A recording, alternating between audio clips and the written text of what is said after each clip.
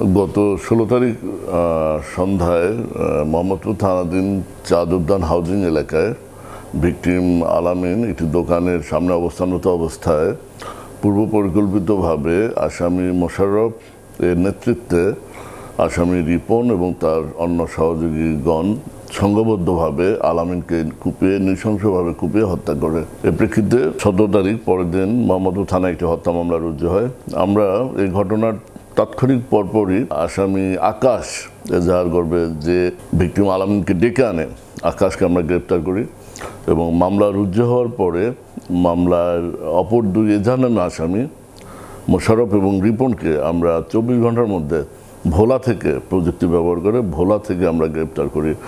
গ্রেপ্তারকৃত আসামি 3 জনকে মোহাম্মদপুর থানায় তদন্তকারী কর্মকর্তার নিকট আমরা হস্তান্তর করেছি। তদন্ত অব্যাহত রয়েছে।